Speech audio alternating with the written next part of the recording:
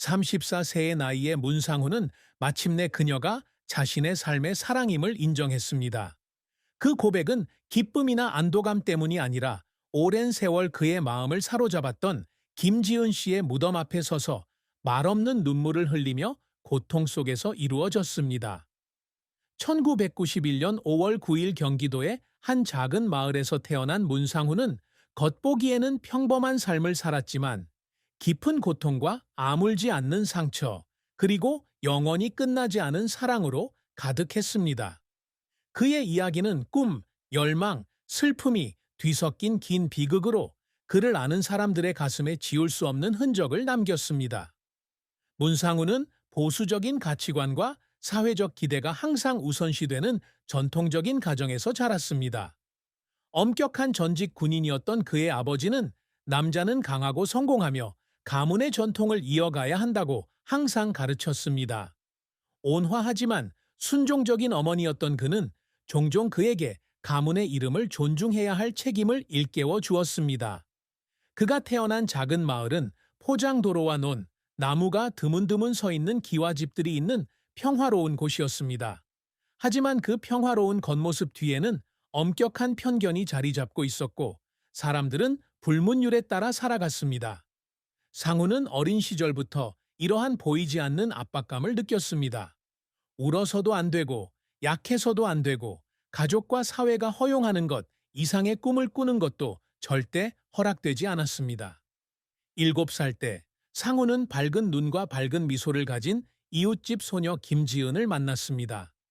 지은은 마을의 다른 아이들과 달랐습니다.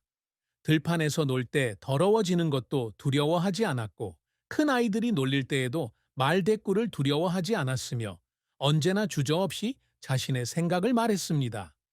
상우는 그녀의 영혼 속 자유로움에 매료되었습니다. 그는 결코 감히 가질 수 없었던 그런 자유였습니다. 그들은 금세 친한 친구가 되어 들판을 함께 뛰어다니고 여름 오후에는 메뚜기를 잡고 어린 시절의 작은 비밀들을 공유했습니다. 지은은 상훈에게 기자가 되고 싶다고, 세상을 여행하며 아무도 감히 하지 못하는 이야기를 하고 싶다고 말한 적이 있다. 상훈은 어린 시절부터 그 꿈을 마음속 깊이 동경했고 어린 마음에는 나중에야 사랑이라는 감정을 느끼기 시작했다. 하지만 어린 시절은 영원하지 않았다.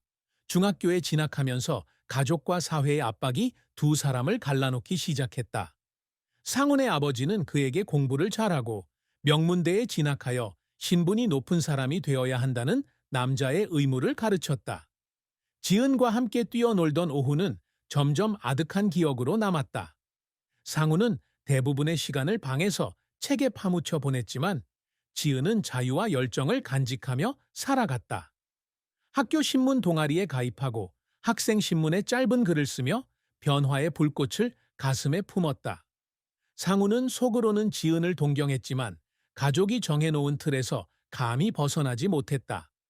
문상훈의 인생에서 가장 큰 슬픔은 김지은을 잃은 슬픔뿐 아니라 자신에게 충실하게 살지 못하는 무력감이었다. 15살이 되던 해 상훈은 지은에 대한 자신의 감정이 단순한 우정 이상임을 깨달았다. 가을 오후 두 사람은 운동장의 낡은 그네에 앉아 있었다. 바람에 머리카락이 흩날리는 지은은 유학을 떠나 세상을 탐험하고 싶다는 꿈을 이야기했다. 상훈은 가슴이 두근거리는 마음으로 지은을 바라보았다. 잠시 사랑한다고, 어디든 함께 가고 싶다고 말하고 싶었다. 하지만 그 말은 입 밖으로 나오지 못했다. 그 말을 하면 소중한 우정이 깨질까봐 두려웠다. 지은이 자신을 비웃거나 더 심한 경우 자신을 떠날까봐 두려웠다. 그리고 무엇보다도 자신의 감정이 가족과 사회의 기대에 부응하지 못하는 사람으로 만들까봐 두려웠다.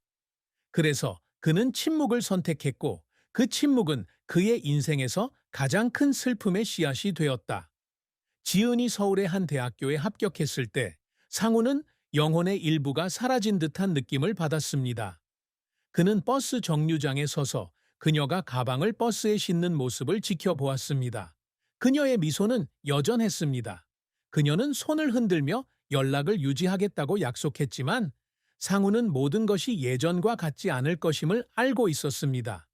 그는 집으로 돌아와 문을 닫고 생애 처음으로 혼자 울었습니다. 그 후 몇 년 동안 상우는 공부와 일로 마음의 공허함을 채우려 애썼습니다.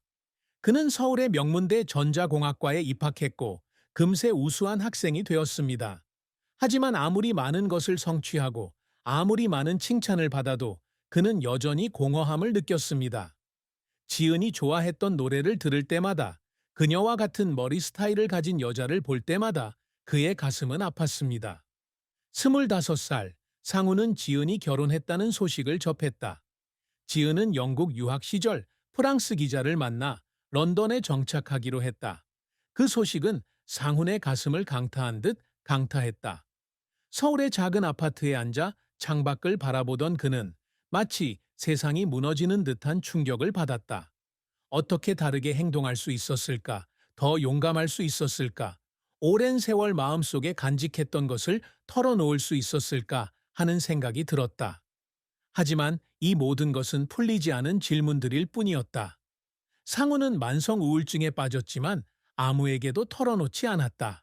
그는 계속 일하고 살아갔지만 지은의 소식과 함께 그의 내면의 일부가 죽어갔다.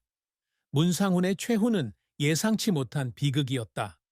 34살, 마침내 자신의 감정을 마주하기로 결심했을 때 지은이 런던에서 교통사고로 세상을 떠났다는 소식을 접했다.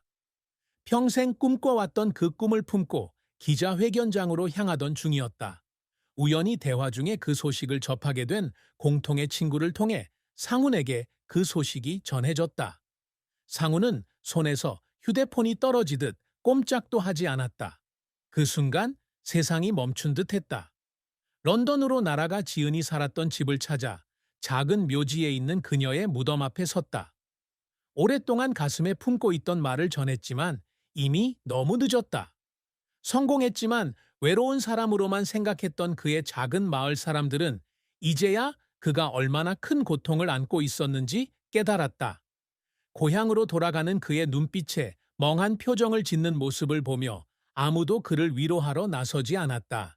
지은의 장례식 후 상우는 깊은 우울증에 빠졌다. 직장을 그만두고 가족과의 연락을 끊은 채 거의 은둔 생활을 했다. 지은에게 장문의 편지를 썼지만 그 편지는 읽히지 않을 거라는 것을 알고 있었다. 한 편지에서 그는 자신이 진정으로 속한 적이 없는 삶을 살았고 처음부터 그녀를 사랑했지만 그것을 말할 용기가 없었다고 썼습니다. 나중에 그의 친구가 발견한 이 글은 많은 사람들을 눈물 짓게 했습니다. 평생 누군가를 사랑했지만 감히 말하지 못했던 문상훈의 이야기는 작은 마을 전체에 퍼졌습니다.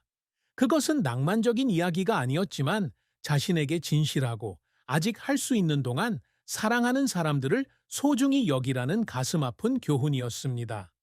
슬픔에도 불구하고 문상훈은 세상이 정의하는 실패자가 아니었습니다. 그는 마음의 공허함을 메우기 위해 인생에서 놀라운 성공을 거두었습니다. 고등학교 졸업 후 상훈은 서울의 명문대학교 전기공학과에 입학했습니다. 이는 부모님을 기쁘게 해드리고 자신의 기준에 부응할 수 있다는 것을 증명하기 위한 노력의 일환이었습니다. 대학 시절 내내 상훈은 항상 우수한 학생 중 한 명이었습니다. 그는 전액 장학금을 받고 태양에너지 연구 프로젝트에 참여하여 첨단 에너지 저장 시스템 개발에 기여했습니다. 졸업 후 그는 국내 유수 기술 기업에 취직 제의를 받았고 그곳에서 빠르게 승진했습니다.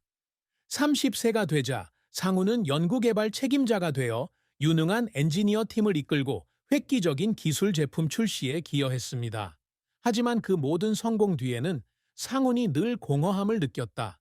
그는 자신의 커리어 목표를 달성하기 위해서뿐만 아니라 마음의 아픔을 잊기 위해 끊임없이 노력했다. 늦은 밤 사무실에서 지은이 좋아하는 노래를 틀어주며 그녀와 더 가까워지려 애썼다. 동료들은 상훈의 재능을 존중했지만 그가 진심으로 웃지 않는다는 것을 알고 있었다. 그들은 그를 일하는 남자라고 불렀지만 일은 그저 그의 속마음을 숨기는 은신처일 뿐이라는 사실을 아는 사람은 아무도 없었다. 어느 날 중요한 회의 중 상훈은 아무 말 없이 갑자기 회의실을 나갔다. 나중에 동료들은 비상계단에 혼자 앉아 멍하니 바라보는 그를 발견했다. 그는 사과하고 다시 일터로 돌아갔지만 그 순간 모두가 그가 누구도 건드릴 수 없는 슬픔을 품고 있다는 것을 깨달았다. 사랑과 결혼은 문상훈의 삶에서 또 하나의 슬픈 이야기다.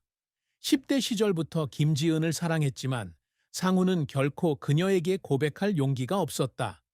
거절당할지도 모른다는 두려움, 우정에 상처를 줄지도 모른다는 두려움, 그리고 자신과 마주해야 한다는 두려움 때문에 그는 침묵했다. 지은이 떠난 후 상훈은 다른 사람들에게 마음을 열려고 애썼지만 어떤 관계도 오래가지 못했다. 그는 상훈에게 친절하고 지적인 이수미라는 직장 동료와 사귀었지만 몇 달 만에 헤어졌다. 수미는 상훈이 진심으로 마음을 열지 않아 마치 그림자를 사랑하는 것 같다고 말한 적이 있다. 28세, 가족의 압박에도 불구하고 상훈은 소개팅을 허락했다. 그에게 소개된 사람은 초등학교 교사 박민지였는데 그녀는 온화한 성격의 소유자였다. 민지와 상훈은 재빨리 결혼했지만 결혼 생활은 결코 행복하지 않았다. 상훈은 민지를 마땅히 사랑하지 못했다는 죄책감에 시달렸다. 그는 민지를 존중하고 책임감 있게 대했지만 그의 마음은 여전히 지은에게 있었다. 민지는 비록 직접 말하지는 않았지만 남편이 자신이 닿을 수 없는 비밀을 품고 있다는 것을 느꼈다. 그들의 결혼 생활은 5년 동안 지속되다가 원만한 이혼으로 끝났습니다. 민지는 상훈에게 보낸 마지막 편지에서 비록 혼자가 되더라도 그가 진정한 행복을 찾기를 바란다고 썼습니다. 이혼 후 상훈은 더욱 내성적이었습니다. 그는 재혼하지도 않았고 새로운 관계를 찾으려 하지도 않았습니다. 그의 유일한 사랑은 꿈에서나 볼 수 있는 지은뿐이었습니다. 34세의 문상훈은 후회와 슬픔으로 가득 찬 인생사를 가진 남자입니다. 그는 인생에서 많은 것을 이루었지만 자신이 하는 일에서 진정한